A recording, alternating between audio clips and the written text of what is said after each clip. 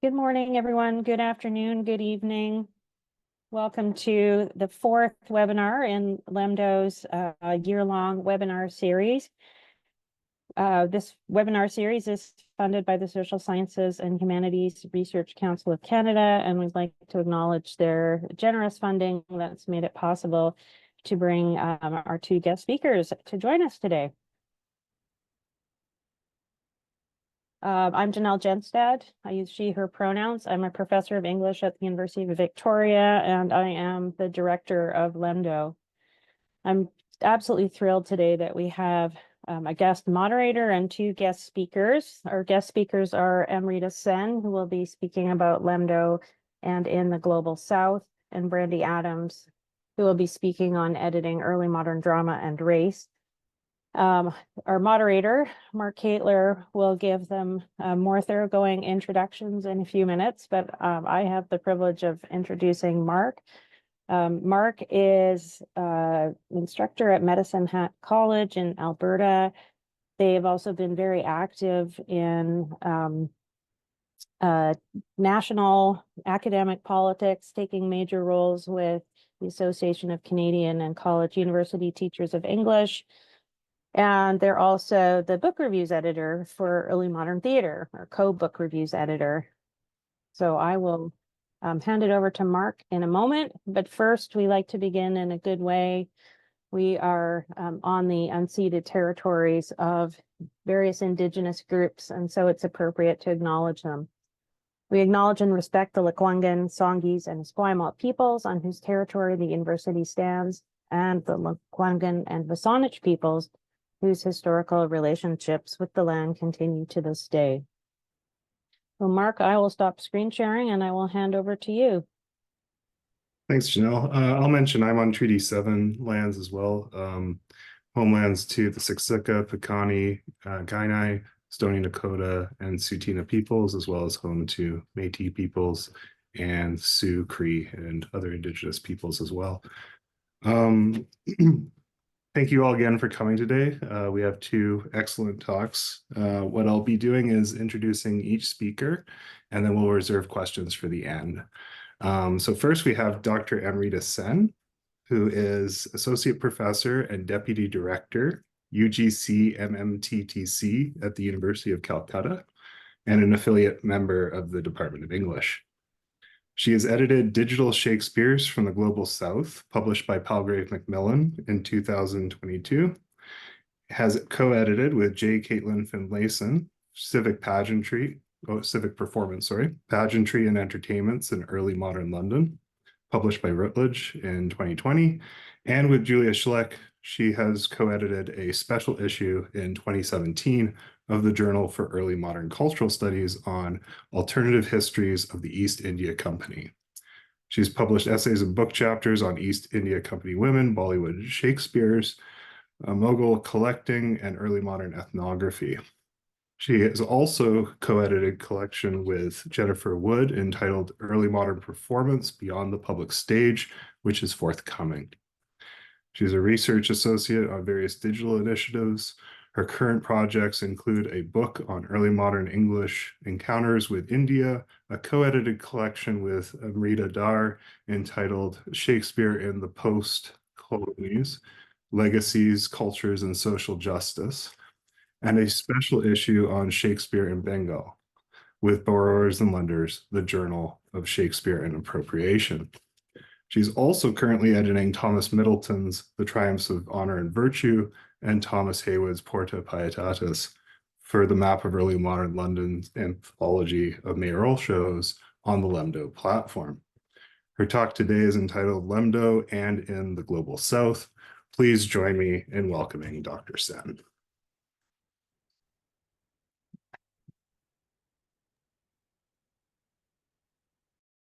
Thank you. Thank you so much, Mark, for that very kind introduction.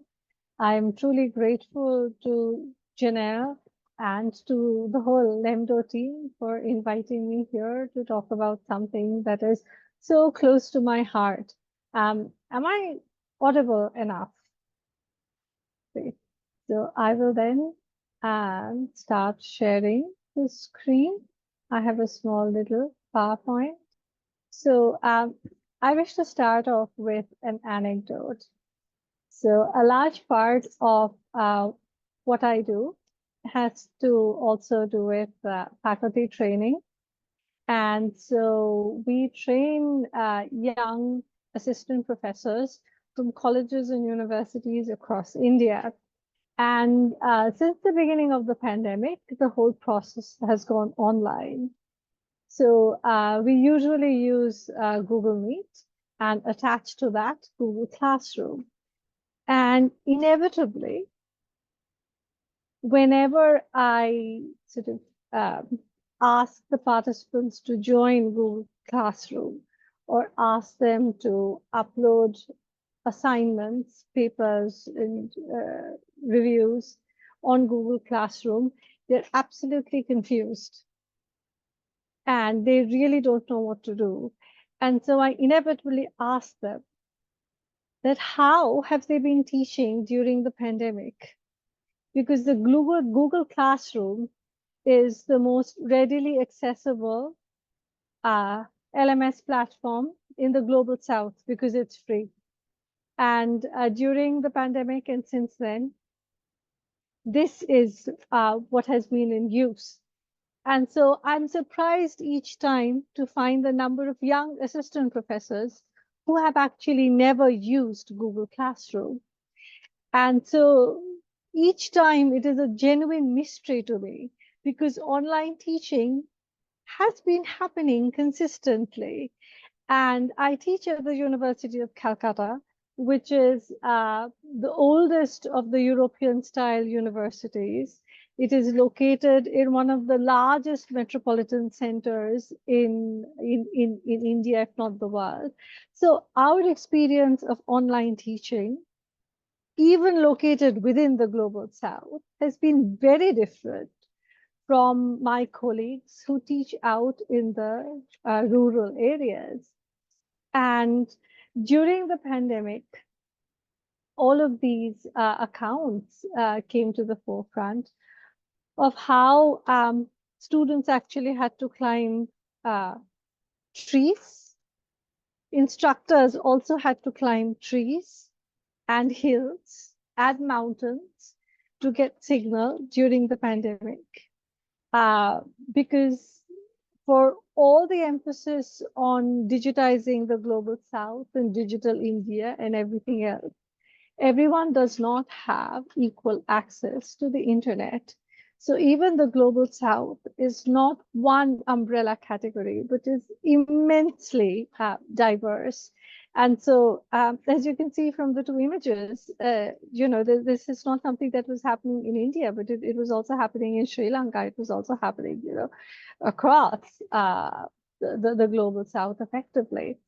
And the pandemic caused India, like the rest of the world, to switch to the digital mode full time overnight.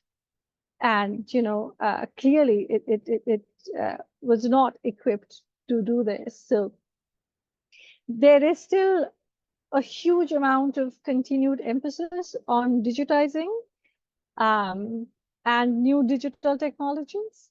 And I will talk about that slightly later. But the ground realities, however, are more textured, more layered. So this is a wonderful description of the digital divide by Massimo Ragneda and Anna Gladkova, where they talk about 3 levels of digital divide. One has to do with raw access to the internet. So, do I have internet or not? Do I have to climb a tree or not? That is at the absolute basic level. The second level has to do with if you do have access to the internet in the family, do you as an individual have access to the internet? And this is where questions of gender come in. So usually in most households, there is one smartphone, and who gets to use the smartphone is a big question. Do the parents use it because they have to work, and if they don't work, then how are they going to feed all these mouths? Or if they are not using the smartphone at that point, if there are multiple children, then who gets to use it? Does the boy get to use it? Or does the girl child get to use it? So there are all of these gender complexities that sort of factor in. And there are like stories and accounts that we've heard on, personal levels of young girls who upload their assignments only at night, and that too after they've walked to a neighboring village to get the brother-in-law's smartphone because there isn't one at home. So there are all of these complex factors that sort of work in to make this the second level of the digital divide. And then the third level, suppose you have the internet and you actually have access to a device. Do you actually know how to use it effectively? Do you actually know how to use the internet to make things work for you? So, my assistant professors whom we train who don't know how to use Google Classroom, they struggle in, submitting the assignments as opposed to their peers who are more tech savvy. And I have to make alternate accommodations for them that, email me for heaven's sake if, nothing else works. But in sort of other arenas, in other areas, would they find the accommodation that they might need?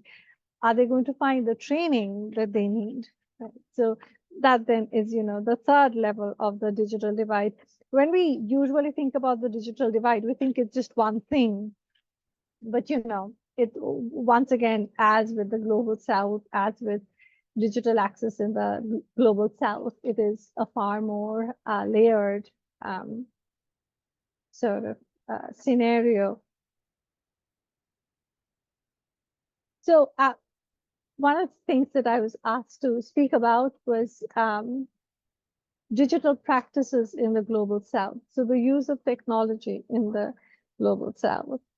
And one of the first things I think to keep in mind is that the device that is used the most is the smartphone, not laptops, not desktops or tablets.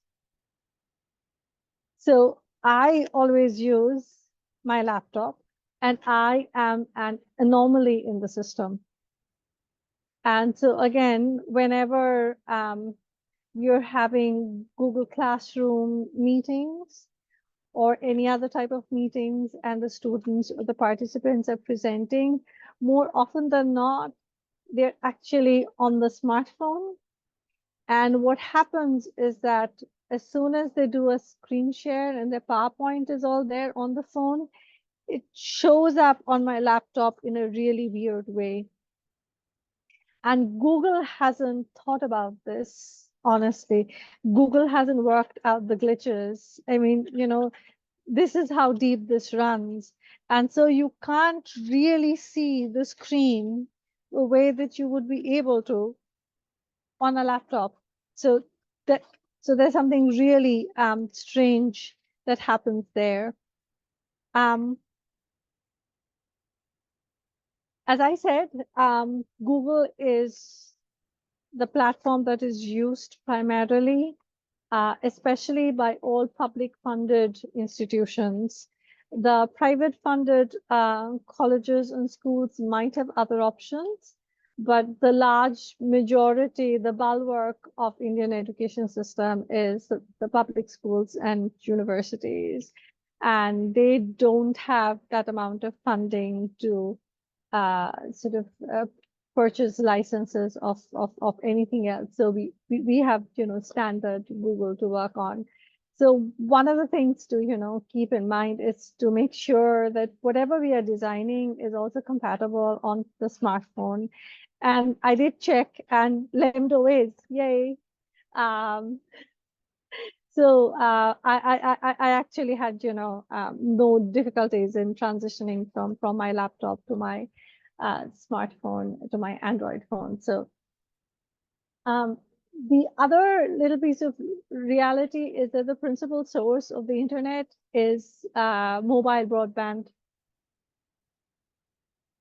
So they're working off of data packages primarily, and data packages that are then shared within the family mostly. So that is another thing, major thing to keep in mind. And this is fairly true for almost all of South Asia. So computers really, in the sense of laptops and desktops or even tablets, are not that widely used. This is my favorite. So if they were not teaching on Google Classroom, then what were they teaching on? And the answer inevitably is WhatsApp. Now, WhatsApp is this encrypted end-to-end platform where you can write messages, you can make calls, you can have little groups in there where multiple people join. So you could have an entire group. So every time we have our faculty development programs, everyone, all the participants, all the assistant professors, the first thing they do is like, can we make a WhatsApp group? And I'm like, absolutely, go for it. Just to add me on that group as well. So that is actually the most familiar platform. And it works great because it, again, supports asynchronous learning. So you can do group calls, you can do group video calls, but at the same time, you can also, share PowerPoints in any type of documents. But the big problem with WhatsApp is that you can't actually group them or classify them or, arrange them in sort of any sort of way. And after a point, the material actually no longer remains available to them. So, so that is like a major problem. And WhatsApp now has disappearing messages feature. That means that, within 24 hours, that's going to disappear unless you manually go in and, turn it off. But even then, there are images that you lose. I have lost. Someone has sent me something and I did not remember to, download and save it. And, 3 weeks later, it's gone, right? So it's not as efficient as a learning management system because it was never designed as a learning management system. It's basically been co-opted by the Global South into a learning management system. And WhatsApp is fairly common across Asia and Africa, and I suspect across some parts of Europe as well. So it is the most preferred messaging system. It is the most preferred learning management system effectively. So, digital practices in the Global South are different from those in the Global North. And there's a term that is often used in North India, which is called jugaad. And jugaad is when you improvise because you don't really have the tools to fix something or make something. You don't have the conventional tools. So you do jugaad. So you sort of, innovate and improvise and, make things work. So that is, pretty much what happens with WhatsApp. And the last thing on this particular slide, if you don't know what happens in the Global South, then most of the Global South doesn't know about you. I know this might sound horrifying and shocking, but if you go and ask most people, even English literature students in most of the universities, about these major online resources that are being produced out of the global north, they simply don't know. And I think that is a shame. And I think it is, again, a similar problem with why the global north doesn't know more about scholars who are living in, working in the global south. It is a question of access, it is a question of communication. They're just not aware of each other. And I think we need to start conversations. I think we need to strategize ways of, spreading information, of, getting these two sides of the globe to talk more and to collaborate more, because there are these amazing, amazing resources that are not being used because, those who would particularly benefit from them are not even aware of the fact that, they're there. And, there are many things that, can be done. And, especially with digital technology, people don't actually have to travel anywhere, but can, still connect, can, still know about these wonderful, wonderful initiatives. So in terms of digital needs, there is actually a huge, huge demand for open access online resources. So again, because of the limited funding capacities, and I say limited funding capacities because once you convert dollars to Indian rupees or, Bangladeshi taka, there's like a huge difference. And it is not possible for most universities to actually subscribe for a lot of these online resources. So, wonderful archives on theater, or wonderful historical archives that are behind a paywall will remain inaccessible. JSTOR is available. JSTOR allows you to read 100 articles online, and it is available also through the university system.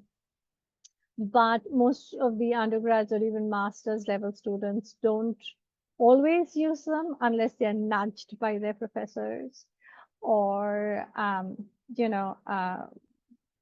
are not aware of them, but those at a more advanced level, so MPhil and PhD students obviously use them. And there is like an entire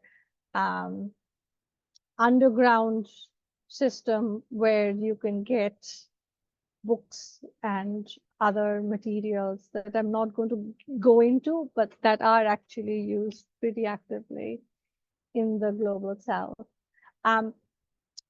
So I'm going to share an anecdote again. I was grading papers.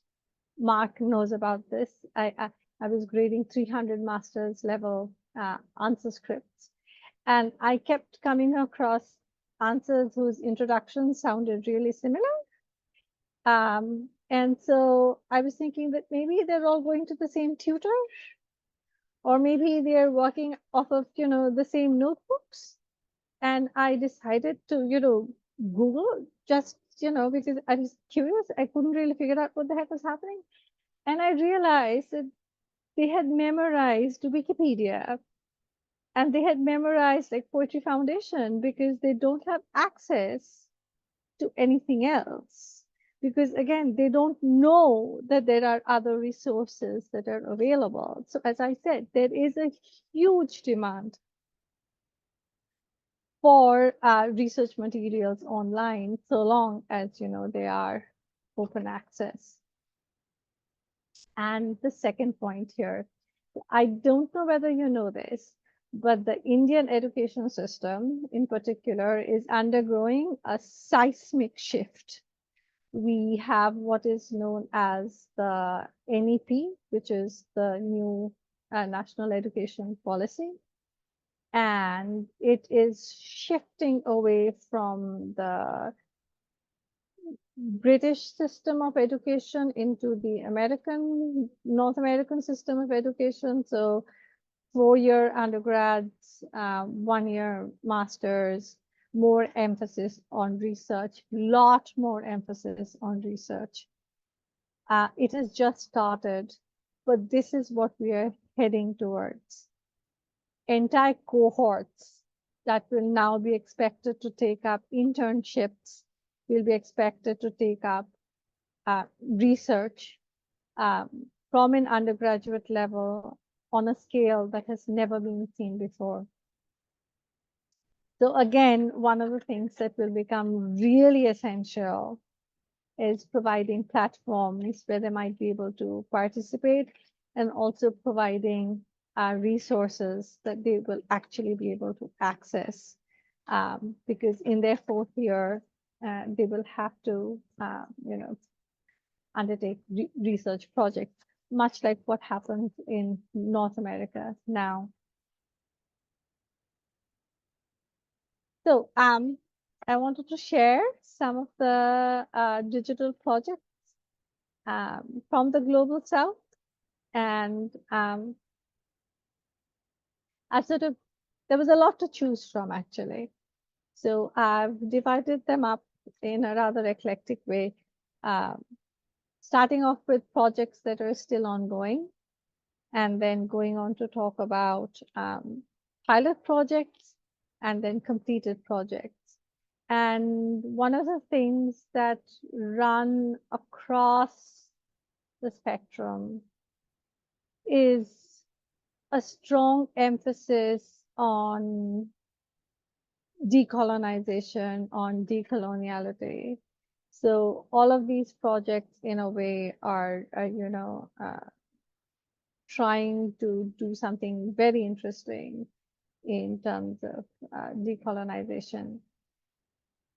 So this is one of my favorite projects, Shakespeare in Bengal, which is housed in Jadavpur University's School of Cultural Texts and Records. It is directed by Professor Paramita Chakraborty, whom many of you might know or know of, who's a professor in the Department of English. And this is a truly amazing project because it did get some funding many, many years ago. And we have an interview of her that is going to come out in the Borrowers and Lenders special issue. And they don't have funding right now, but they have a dedicated team of English majors and English grad students who basically run around the entire city and beyond and gather all of these materials. And it is like a treasure trove of oral history. And it documents not only the usual round of translations of Shakespeare, but also amateur performances of Shakespeare, and also like oral history records of pedagogic practices. So how Shakespeare has been taught in different institutions in India. And this is like really interesting because you can almost trace like a genealogy of Shakespeare professors. And it's Shakespeare in Bengal, so it's not just restricted to West Bengal, but also includes Bangladesh. So that is, really, really important because you're also documenting and chronicling theater performances in Bangladesh, but also how Shakespeare has been taught traditionally in Bangladesh. So, it's really wonderful. And again, the Bangladesh Liberation War was so important, but prior to that, the violence that happened claimed a lot of scholars, including a lot of Shakespeare scholars. So, that history that is part of the trauma of decolonization also is, reflected.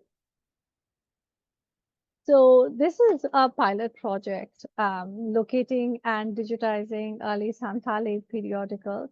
And this is funded by the Endangered Archives Program in the British Library. And the reason why I'm including it in particular is because on Sunday, so the 30th of June, marks 170 years of the Santhal Hool, which was the first ever indigenous protest against British practices and also against,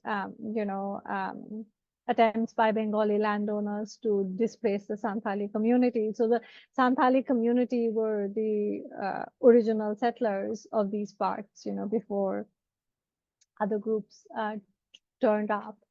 And everyone mostly focuses on 1857 as a major uprising, but the Santhal Hool happened 2 years before any of that. And this is a very important moment. And I think this year, Rahi Soren, who directs this particular project, is also doing a major exhibition on the Santhal Hool. And this is the first time in 170 years that such an exhibition is actually going to take place.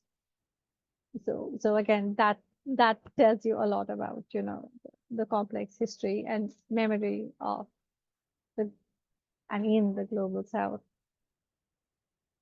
This is the Scottish Cemetery in Bengal project that again looked at the colonial past and is especially those connected with the sort of East India Company, but also the British Raj, so specifically Scotsmen who came to Bengal and all of their history. And part of that was also linked into the way that, Bengal grew, and especially Calcutta grew as a global center under the East India Company and the Raj. So this again is, funded by the UK India Education Research Initiative and is part of,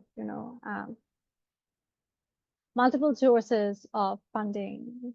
And I say funding and, again and again, because, that's also a really major factor to consider when you're talking about projects in the global South. The Endangered Archives Program in the British Library actually funds a lot of projects from all over the global South. And, I wanted to include this as well about, the Malay intellectual networks or Sumatra's spice route. So, it's not just India that is doing this. But what's really interesting and the common thread that, runs across all of these projects is a greater emphasis on oral history, digitization of existing manuscripts and archives, but also an attempt to then find a new decolonial angle to these existing archives and resources. So I think these are some of the major themes and concerns of this. So I will stop here because I'm pretty sure I'm out of time. So thank you so much for listening to me and bearing with me as I throw a rather disparate set of thoughts and images about the global South. And so as LEMDO moves forward and produces more and more of its amazing work and research, I think we need to brainstorm more in terms of technology, but also in terms of setting up networks and partnerships that make this more accessible to the global South, specifically at a time when, things are changing so rapidly.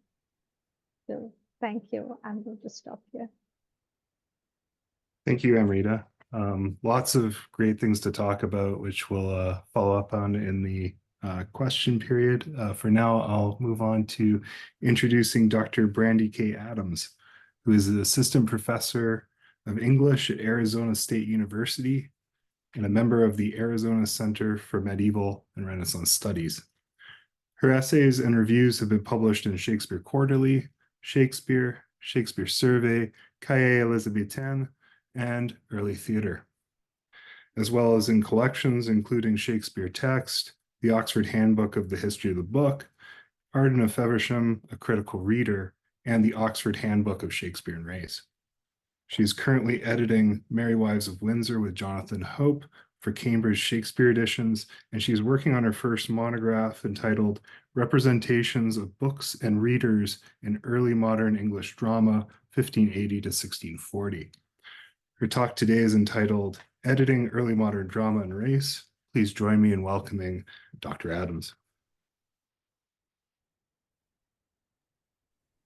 Everybody, thanks so much for being here. I'm going to attempt to share my screen. All right. Thanks to Janelle for this invitation and for all of you LEMDonites for sticking around for my talk this morning. And thanks to Mark for that really kind introduction.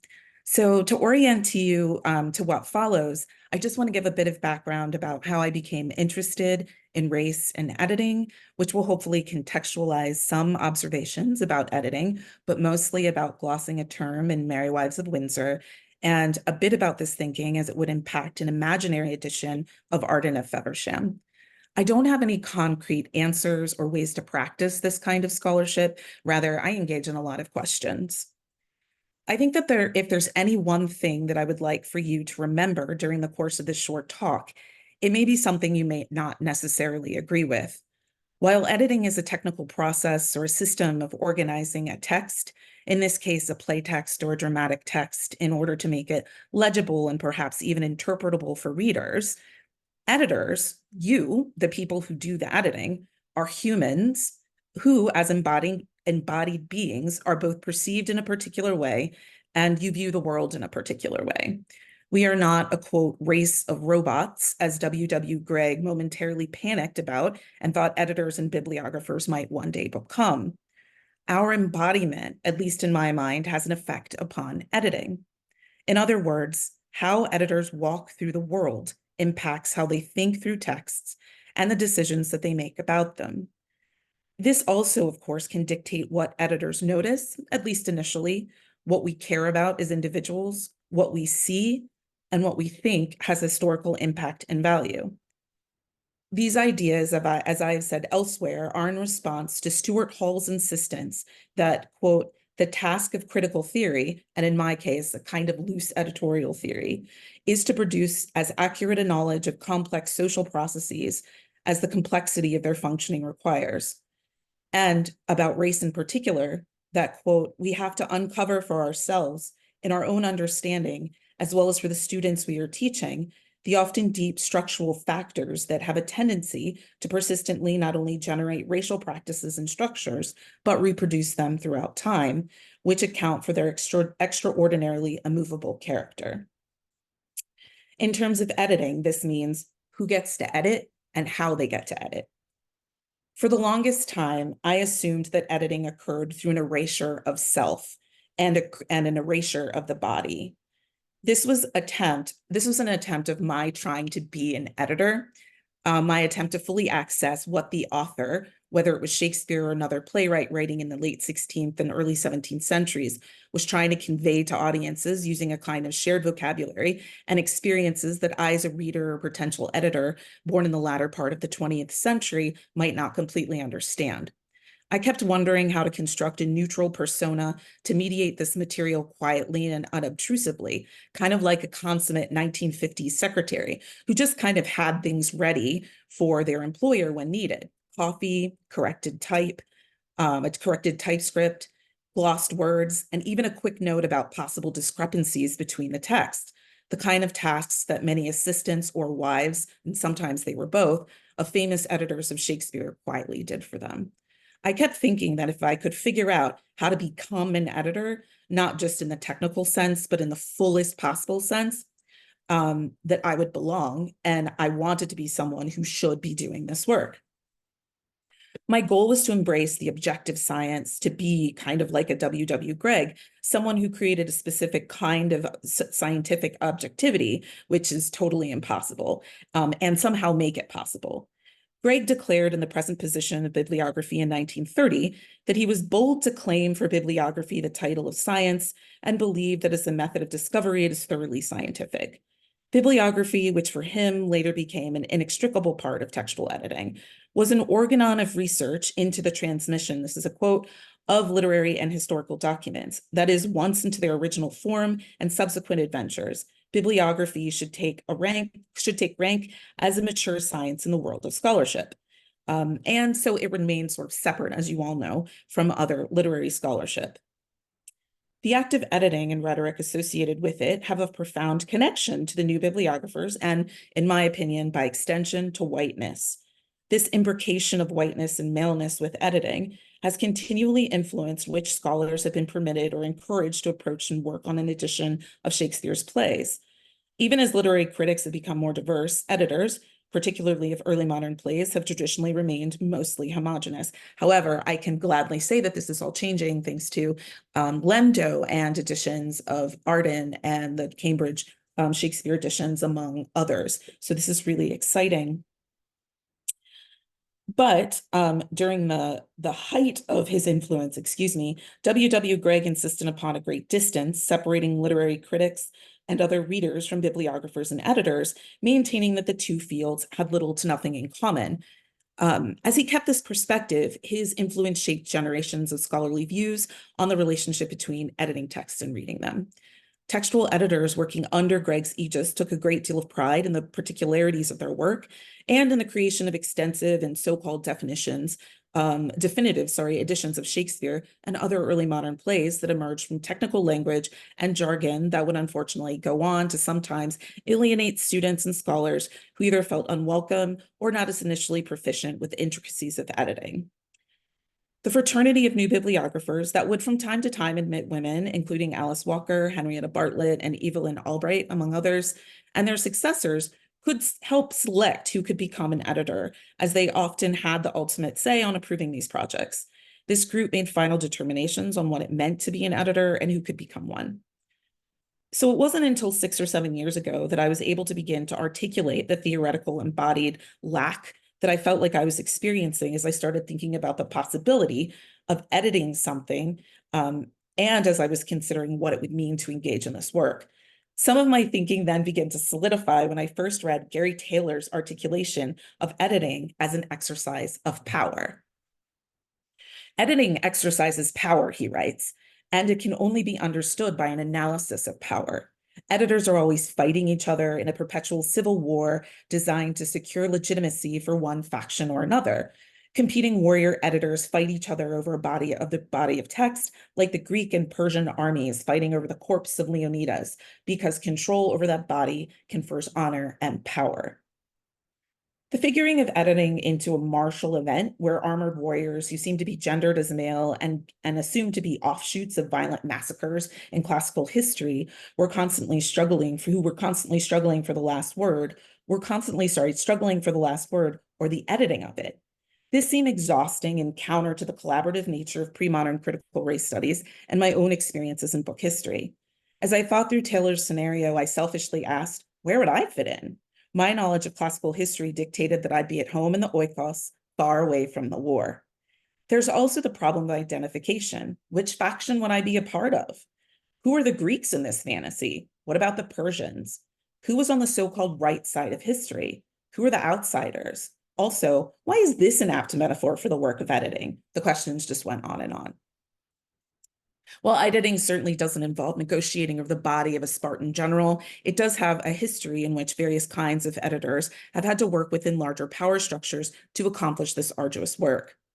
While the editing we do is certainly not predicated on war, even if sometimes we overdramatically feel that it is, my larger observation is that in this figuration, certain editors are just never a part of the scene. This line of thought appeared again as MJ Kidney shared a post on Twitter about a statement she had heard from an unnamed senior academic in which this position in which this person attributed whiteness and maleness of editing as just a matter of interest. Just heard a senior academic argue that editing and textual studies are dominated by white men simply because other groups' interest lies elsewhere. Statistical discrepancies don't point to obstacles. Any thoughts?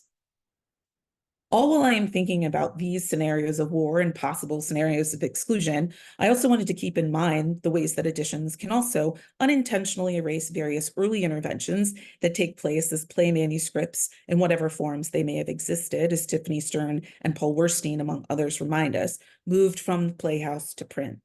As you already know, this process involves stationers who decided to publish a play and then engage printers to typeset and print the given play in whatever form, octavo, quarto, or folio. There were stationers who decided to publish and sell the plays, either as a wholesaler or sole merchant, readers who wanted to buy the individual plays, buying them cheaply, or perhaps eventually buying them together with other plays. There were acts of breaking up these plays, selling them, and having them eventually rest for a while in libraries or private collections, thanks to prescient and or wealthy collectors who were well-funded at well-funded institutions that could house these books. And then, of course, eventually there are the earliest edited versions of plays, starting with Nicholas Rowe in 1709, that leads up to collectors that we may not have ever acknowledged, or to what we think of as the genesis of new bibliographers, including W.W. Gregg, A.W. Pollard, and others who began shaping editing as we've collectively come to understand it. I mention all these things not to bore you, hopefully, or rehash what you already know, but to somewhat contextualize everything that I consider in my head while I edit. In addition to what I mentioned, I also think of editing Shakespeare as both a function of tradition and a function of race, as well as gender, disability, and other things, but I'm just going to focus on race for today. I should say that tradition and race are, of course, intertwined in how we think about the history of editing. That said, editorial practice results in the restating of received wisdom to ensure what Molly Yarn succinctly describes as the new bibliographer's search for clear, unblemished, edited text as a way of, quote, formalizing new methods of analytical bibliography and instituting a new focus on the search for ideal copy that reflected the author's intentions as interpreted by the editors. This approach to editing has been determinedly re-examined, historicized, challenged, and revised by scholars over the last several years. Nevertheless, the process of editing Shakespeare and other early modern English plays remains cloaked in this rhetoric of science and objectivity that still governs a great deal of the language about editing today. The new bibliographer's critical espousal of existence of bibliographical facts is, as Adam Hooks articulates, something more akin to a detective fiction in which a hard-boiled, fedora-wearing, inscrutable, usually white male detective determines what is true, what stories are right, and which set of events is the most plausible. There's no way to find just the facts in a neutral way. White detectives and new bibliographers both have a race, a critical perspective, and various ways of organizing information and understanding the world, just like I do. And now I'm going to sort of radically shift to Merry Wives. And I know that Sarah Neville's here, so I'm going to be talking a little bit about something that she is very familiar with. So you'll have to forgive me if you've already read her excellent article in Shakespeare Jar Book. And now for Merry Wives. One of the things that Jonathan Hope and I have noticed while editing Merry Wives is that the play is a route to different conceptions of Shakespearean comedy, one that is specific and local while acknowledging the larger world it inhabits theatrically, readerly, globally, and racially. Critics have noted the absence of the social transformations that conclude most other Shakespearean comedies, but Merry Wives, as some have noted, depicts a fundamentally healthy community maintaining itself, a community that is diverse and linguistically inclusive. Among the often farcical comedy, the play offers implicit economic and political history, fully observing the slow decline of land-based feudalism and the rise of bourgeois capitalism, representing both, though not through their most visible or wealthy exemplars, but through middling people. It also demonstrates that these same people are aware of difference and what it means to be English, something that the text plays with as well, particularly as it uses England and Englishness as a kind of comparative nationality and nation state to other people, ethnicities, and places in the play.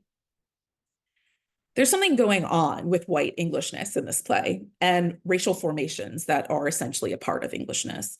How this affects the editing and glossing of this text creates some interesting moments of discussion. And this is where I think Sarah might be a bit bored. In 2.1, Pistol and Corporal Nim let Page and Ford know that Falstaff is pursuing their wives. As a side note, Jonathan and I view Falstaff as less of a romantic hero than former editors have. For us, he's more of a serial harasser. Page doesn't trust what Nim has said after stating that his speech frights English out of his wits, and that he seems to have affected speech. He goes on to say, "I will not believe such a Katayan, though the priest of the town commended him for a true man."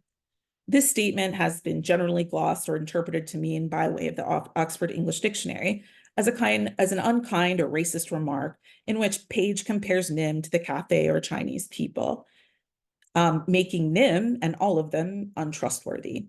As someone who's interested in the function of race, I would likely not stop with the Oxford English Dictionary, which Sarah Neville has already pointed out in general in this passage and in this passage, that the OED tends to create a feedback loop on definitions using Shakespeare and Milton, and in the case of Kataya, cites another use in Shakespeare, and it just kind of goes back and forth.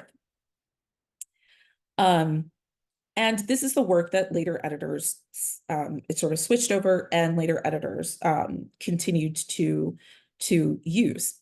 In conjunction with Timothy Billings, Neville has determined that according to her reading, and this is by looking at earlier books that perhaps during the creation of the Oxford English Dictionary they did not have access to, that Katayan was not a racialized insult the way that we might automatically think of it, but it's an insult of European people who claim to travel to places like Kataya, which was differentiated from China in Europeans' eyes. Now, I think that this is an extremely necessary distinction to make. And I'm also interested in why this assumption continued on for a large swath of editing practice in this play. What perpetuates this kind of error? A general assumption that English people would just think something like this in the 16th century? Yeah, everybody knows they were racist. Keep moving. Or a clerical error? It's also a possibility. Some of Neville and Billings' strong case for this argument is based on material published in the 1570s that Shakespeare may have had access to. Neville has also stated that she's very interested in the playwright's intention, so what Shakespeare would know, which absolutely works as a methodology, and in my mind, and I could be wrong, please correct me, is more in line than sort of with copy text theory of the new bibliographers. At the same time, I remain curious that the line doesn't appear until the 1623 folio. It is non-existent in 1602 and 1619.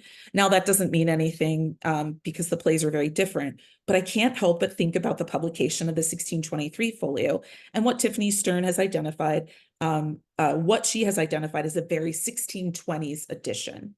So as someone who's interested in possible audience and reader response, so I'm sort of thinking, what are all these people, how are all these people responding to this line? I would, and probably will in my work, if Jonathan and I agree, spend some time with works that address Kataya or Cathay in the 1580s and early 1600s, as this line may also have other resonances with readers. What do these later books imply about Kataya, Cathay, or China? What kind of discussions of race are taking place in those texts?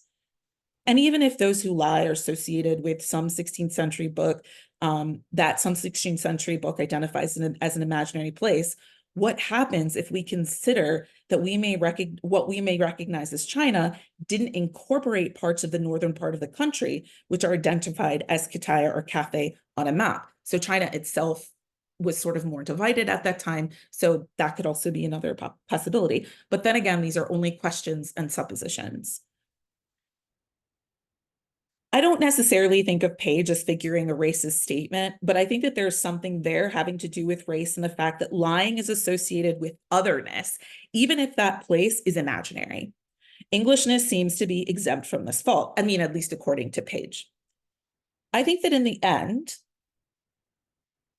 oh, sorry, I missed that quote. I think that in the end, for a moment like this one, there are so many ways to think about this. both as an editor who is interested in what the author might know, what the audience might know, and even what the interpretations of this outside group of texts can tell us now that we have access to so many of them. And a lot of this, in my mind, is, from my perspective, has to do with the 40 years of work that has taken place in pre-modern critical race studies, where people have done so much of this research, but it shied away from doing book history, or people who do book history, but secretly. I always joke with Kim Hall, who is the author of Things of Darkness and other myriad articles, and a new book coming out on sugar, where she talks a lot about race, and she does a lot of book historical work, but she's like, I am not a book historian. And she tells you that over and over and over again, but she engages in the practice. But for her, she just remembers being a graduate student and sort of being turned away or told, this is not really your thing, you should go concentrate on race. And I think that that's something where we're just sort of beginning to kind of reconcile. And these are the examples from, apologies, from the Oxford English Dictionary. And again, I can't recommend Sarah's article enough. It was really brilliant and really eye-opening. And then these are some of the other books that I was interested in as well. So we've got a book from the 1580s and a later book published by Felix Kingston. So there are just some other things I think I'm interested in sort of taking a look at. So I will end with a very quick example of how race and editing might play out in my imagination, in an edition of Arden of Feversham, which has already been expertly edited by Catherine Richardson, among many other people. As I was thinking about the play, as one does, I remembered Black Will, one of the sharpest and funniest characters I encountered the first time I ever read the play. And then I started to wonder, what if I answered Kim Hall and Peter Erickson's ask of scholars who are interested in pre-modern critical race studies and the history of race, and then harness 40 years of critical work done on the topic and think about the Blackness of Black Will? What would that do to the play? What would that do to the character? And what would that do to the editing of the text? And then fortunately, I got a chance to work on this a bit with Pete Kerwin and Duncan Salkeld and began a deep dive into men called Black Will in England. So I just looked in a bunch of different archives, not only at the Black Will that's mentioned in Holinshed Chronicles, but in other chronicles and then in archives. And then it became clear that the Blackness of Black Will was really kind of liminal. It depended on the context. And then I started thinking about my reading of the play and the speech prefixes or speech tags, and Black Will's identification as Black Will changes. But again, I can't not think, I can't sort of disregard the inclusion of typesetters and other people whose hands were in the play. But I kept thinking that if this description becomes slippery, what does that mean? And how do I engage with this?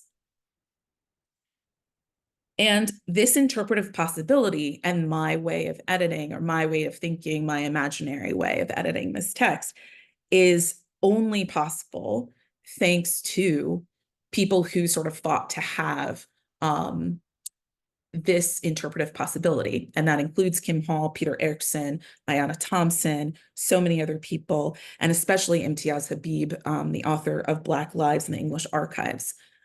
This kind of close archival work that then sort of closely binds to book history and editing is extremely important.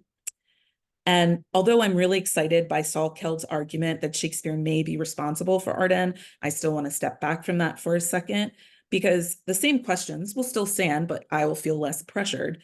Of the questions that I ask of Kataya, what might this, in case the figuration of Black Will is a Black person, mean for Shakespeare or the anonymous author? I'd rather stick with the anonymous author. What might it have to mean for audiences, slightly later readers, because we know we've got multiple editions of this play? And what do we do with a more complete historical record that we now have? And this is particularly on race. What does it mean to us? What does it mean to readers today? And I'd like to end there. Thank you so much.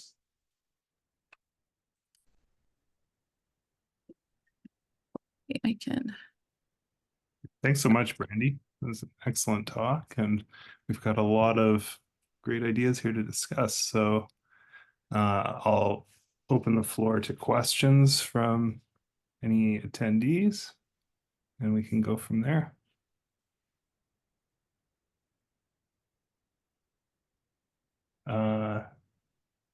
Navid. Hello. Hi, everyone. Thanks, Dr. Adams and Dr. Sen, for two great presentations. I have a question from Dr. Sen in regard with the relationship with, like, in the global South with the British canon, literary canon, especially with Shakespeare. And please correct me if I'm wrong, because I might really be, because all I know about global South is almost all about all coming from the things that I've read. But as I have read, especially in South Africa, there is now this trend that people are actually claiming that Shakespeare has been used for a long time as actually a tool for colonization. And it's like open for criticism. And I know that there might be many things wrong with this kind of view for many, like on many different levels. I guess what I'm trying to think about here is that with the digital projects, because one of their job is, and one of their aims is to preserve these works and make them more accessible. So what would you suggest we should include in such projects to at least address such concerns?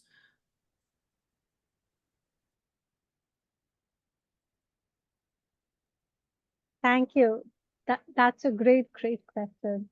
I would like to preface it by saying that there are curriculum wars that are going on, trying to figure out exactly what the English syllabus should look like. But also regionally and locally, because there is by now such a rich archive of Indian writing in English, and also a lot of emphasis in writer. So what happens to the earlier English canon and what happens to Shakespeare? So there is a certain amount of reduced emphasis on Shakespeare in a lot of places. However, it's really interesting to see the ways in which Shakespeare creeps into everyday life. So there are like random references to Shakespeare on television, on OTT platforms. In Bangalore, which is, the tech capital of India, there is an actual bar called Shakespeare.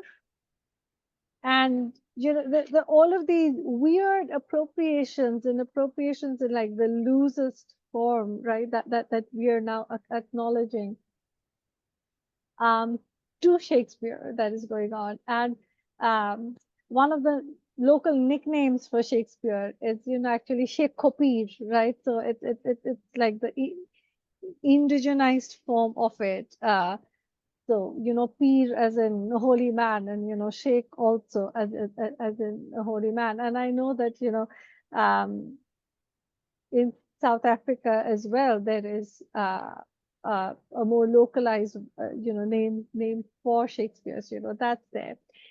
But the other thing is also true, which is in post-colonial state, which is going through decolonization, which is not a painless process.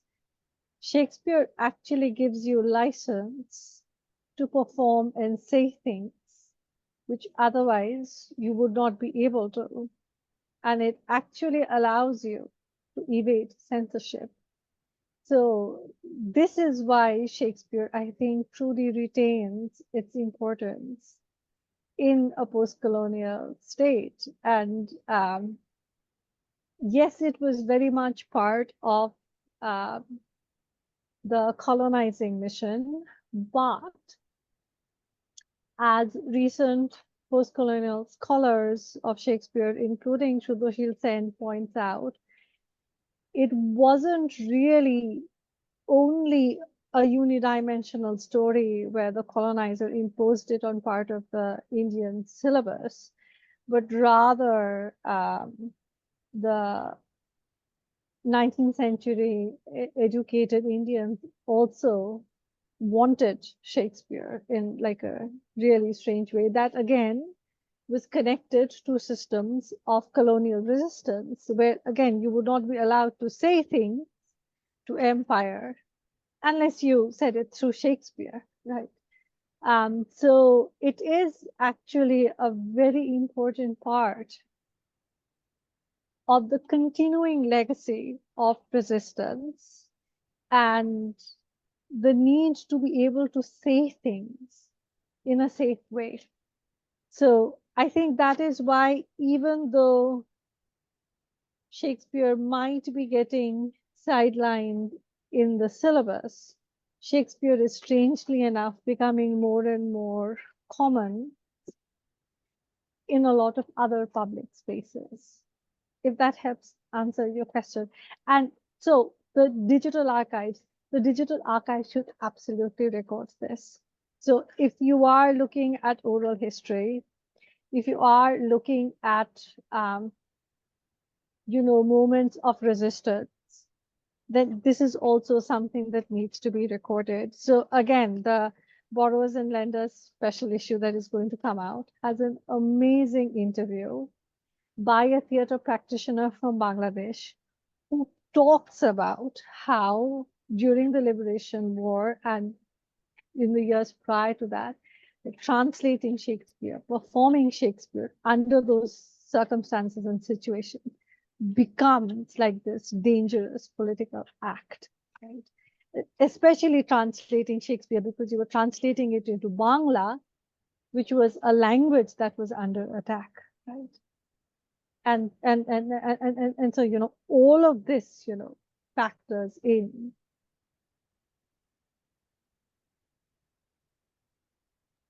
I'm going to stop now. Thank you so much. Sarah. Thank you both for those wonderful presentations. Brandi, I think you're too flattering. So I had my camera off because I felt like I was blushing. And so but I wanted to just kind of connect some of these two ideas here, which because Amrita has just been talking about reception and the way that Shakespeare is a tool that can be used for something else. And that's fundamentally what an edition is. An edition is a sort of living pedagogical tool. And that's the reason why we are always updating Shakespeare for new generations. There is not a definitive, we have done all of the annotations that are needed for all of the future with Shakespeare. That exists, and that's great because that keeps all of us in the business of applying for full professor and whatever else we're doing. So that's all very helpful. But I think there's also kind of a useful distinction to be made between a lot of what Greg is talking about when he's defining bibliography, which he's defining first as the grammar of literary investigation, that it is the thing that happens before you get whatever the text becomes. And he uses that term, and science kind of gets stuck to that a little bit later, because that's the language of the moment where everybody's talking about science, because it's having its thing, right? The scientists are really setting the terms of university discourse, and Greg is getting on the train. So that's, but what Greg is so often talking about, I think, is the establishment of the text. So like that great point that Brandi made, where, you know, why is he using this word in particular in the text that becomes the 1623 Kateyan? Why is that there? And it's not in the it's not in the earlier text, which some of us believe is the first.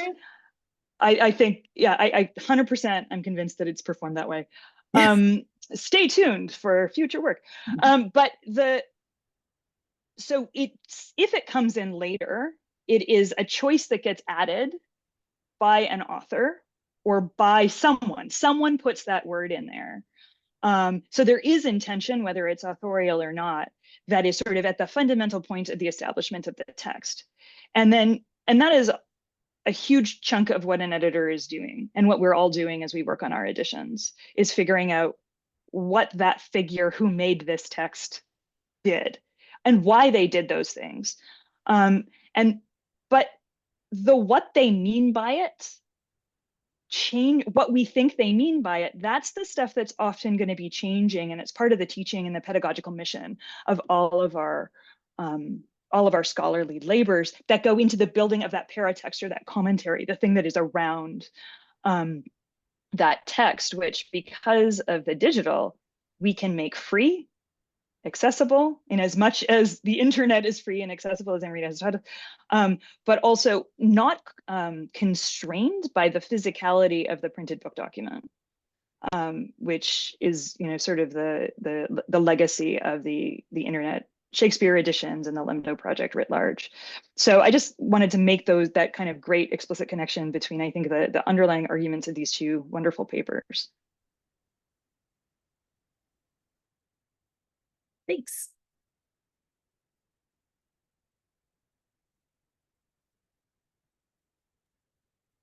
Brandi, did you want to respond?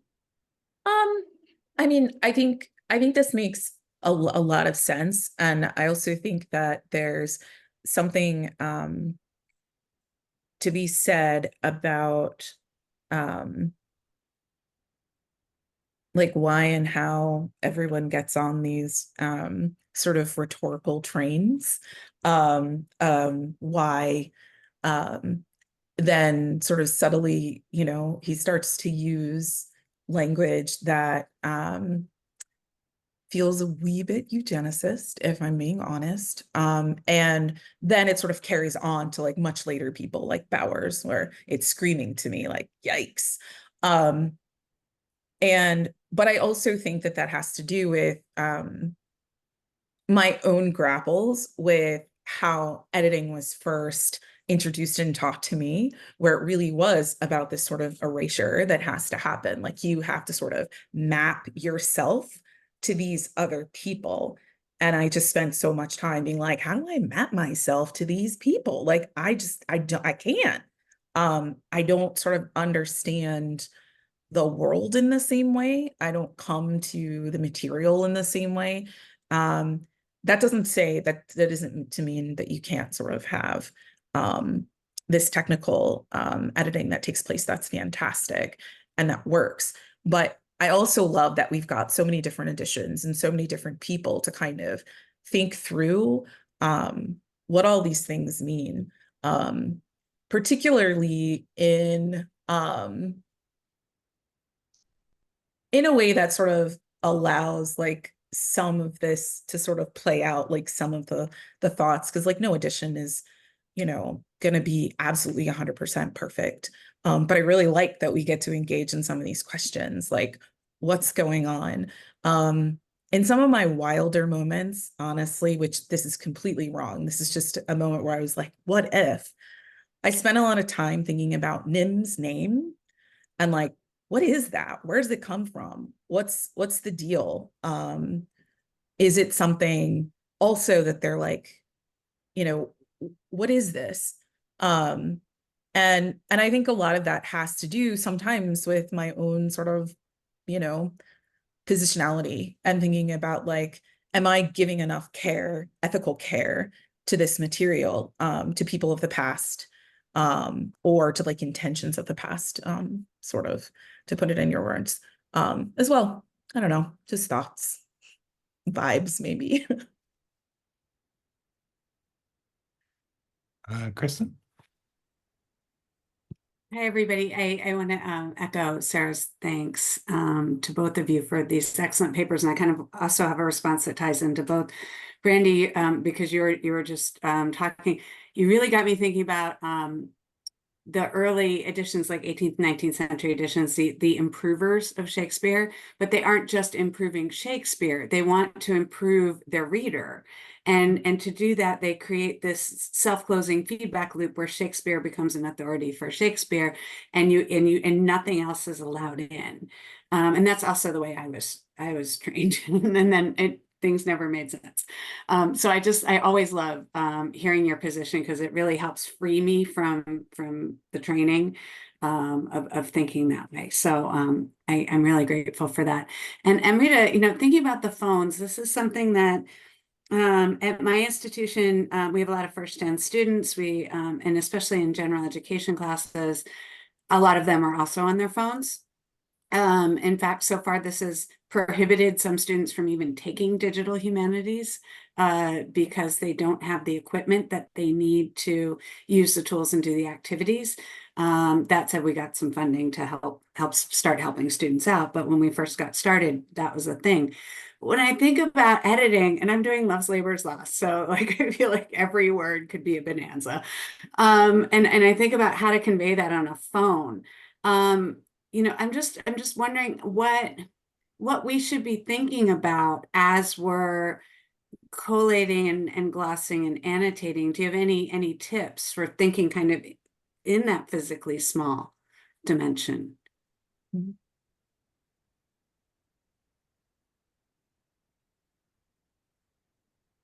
Yeah, wow, that's really a great question.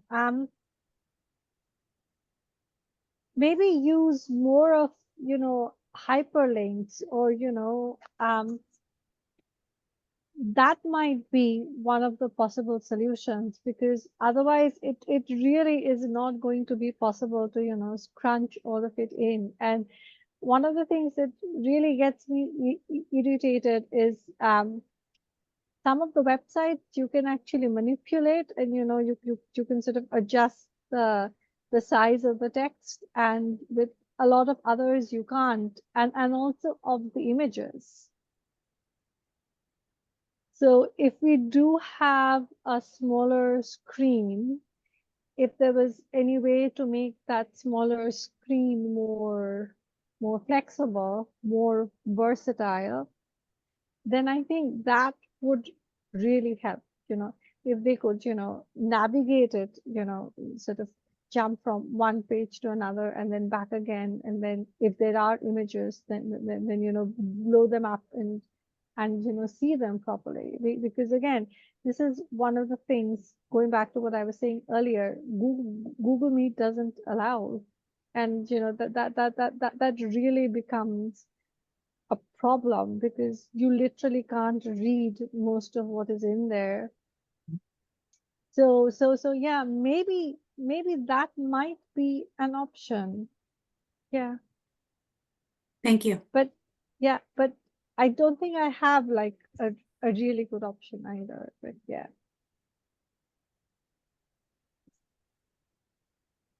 Janelle? Thanks. One of the things I think about a lot is the, ultimate designer of our interface for LEMDO plays is, what do we display first? And, our decision to date has been to display glosses on the top of the annotation, so that when somebody does touch something that on a phone, you touch a word and you'll get the annotation for it. The first thing people see is the annotation, and that's making an assumption about our readers, who they are and what they want. I made that decision more or less on my own, but it occurs to me that there needs to be a lot more consultation about who's using these editions and in what environment and what they actually need. It's been so illuminating to hear from Amrita how people in the Global South will be interacting with these texts. For us, the mobile was kind of an add-on and convenience, but we probably need to really stress the mobile first design and assume that that's how people are going to be interacting primarily with the text, but also checking in with Amrita and others about what students actually need in those environments. If they're being directed towards more research intensive education, maybe the gloss isn't what they need first. Maybe it's that invitation, that opening. And tying it in with what Brandi said, there's so much work that we do in the annotations and critical paratext in these editions to open up the conversation, to make them pedagogically effective tools in our particular moment.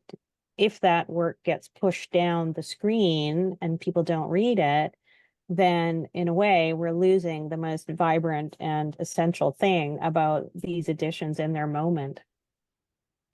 I'm sorry, that's not really a question, it's a comment. And thank you both for your talks. They were fantastic. Yeah, I think you're right. And I think that when I first started out, like, and really the first time I saw a text that had the marks of editing, it was like a signature running along some old edition of like a Middleton play. And I took it to Heidi Braven's office and was like, does this have something to do with how the book gets put together? And she was like, it does. Is this something you might be interested in? And I'm like, it might be, but I don't think I sort of realized sort of how much work goes into, as an undergrad, you don't realize this unless you sort of get into, and like now, because you can work on these really amazing digital editions, how much work you have to do just to answer like one weird question you have, how many rabbit holes you go down. And that's informed by like the stuff that you're interested in. Like Jonathan went down some rabbit hole about swords and Merry Wives and was like, let me tell you about fencing and why this one line means so much. And I was like, yeah, that's really cool. Do you know that also works with like handwriting manuals that are going on? And then we're like, wait, we just lost 3 days talking about fencing manuals, handwriting manuals. And is anyone even going to care about this weird thing that we think is really cool and the implications of all of this? And that is just amazing to me. And I hope people just keep editing and thinking about this stuff forever, because there are just so many amazing like rabbit holes, and particularly in Merry Wives. Like, I always thought the play was fun, but I was like, I'll never have anything to say about it until I started working with Jonathan. And now I'm kind of like a big fan. We want to make t-shirts. Like, it's a great play. So I think that there's something about the act of editing that also gets you to see it in these really exciting lights. I mean, Brett can probably make the t-shirts with you, so it's always that. I think it's going on for 10:30 my time at least. I think we've got time for a couple more questions, or maybe one more question yet, though.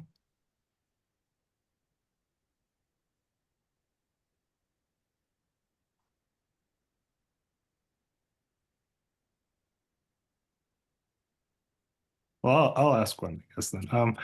Brandi, you're in the talk, you were talking about Taylor's idea of this, military conflict around editing and that, and also this idea of legacy that comes in there with Leonidas's body, and how that kind of speaks to some other things you talked about.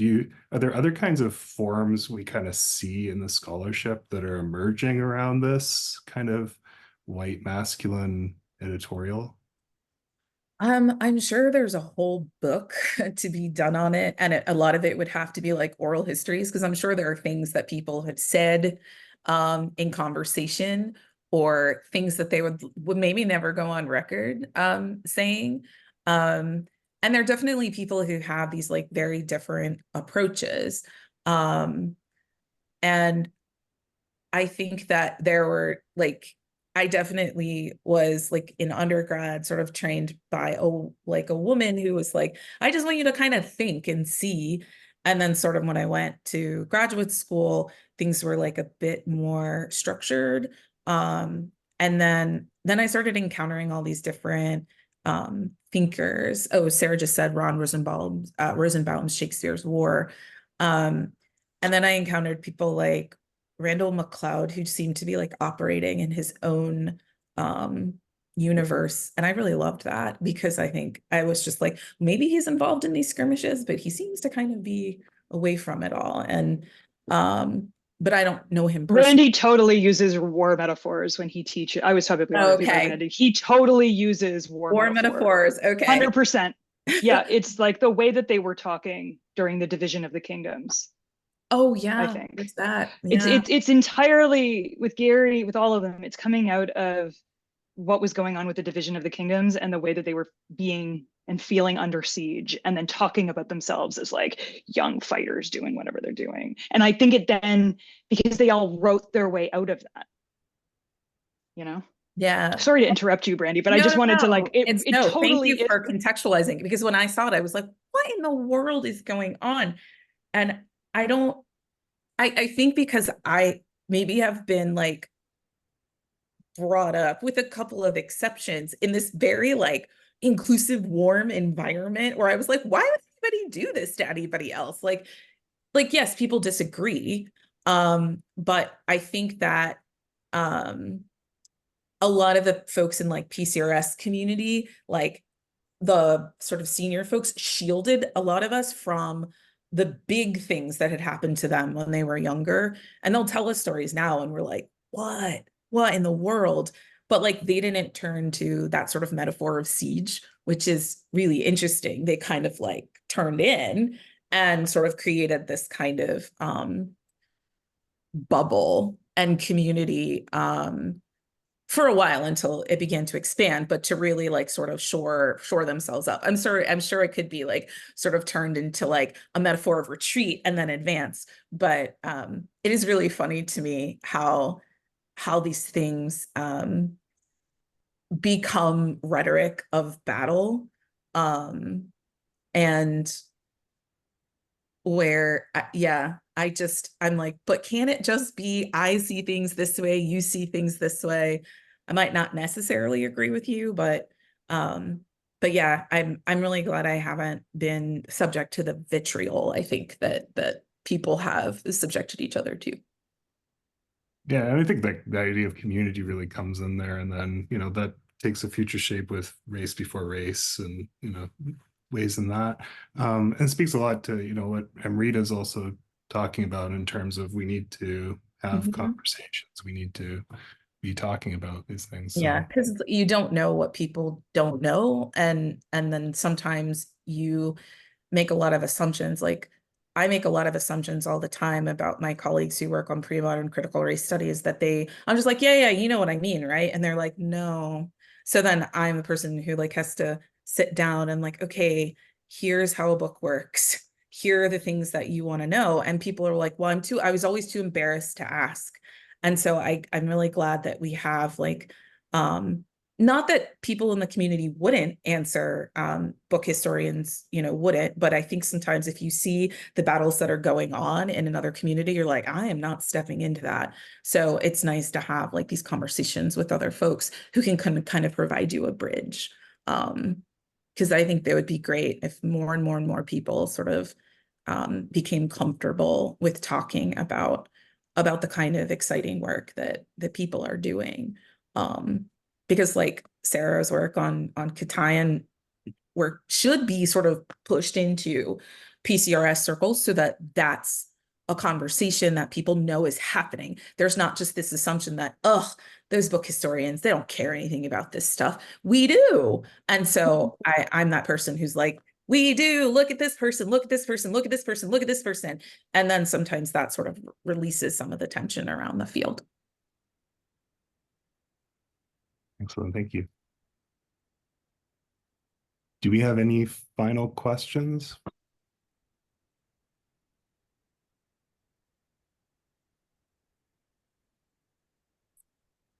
I'm so inspired by what you've said. I want to go back and rethink some fundamental things about the platform. I want to rethink some things about my own edition of Merchant of Venice, which has its own sort of race-making moments. Thank you so much. Thank you. Thanks for having me. This was fun. And nice to meet you, Amrita. Your paper was great. Thank you, Brandi. Truly learned a lot from you. That was truly amazing. And thank you both. This was amazing, and I hope we keep having these conversations. Thank you so much.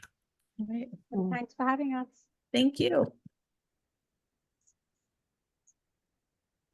Have a wonderful day, everyone, and see you all later.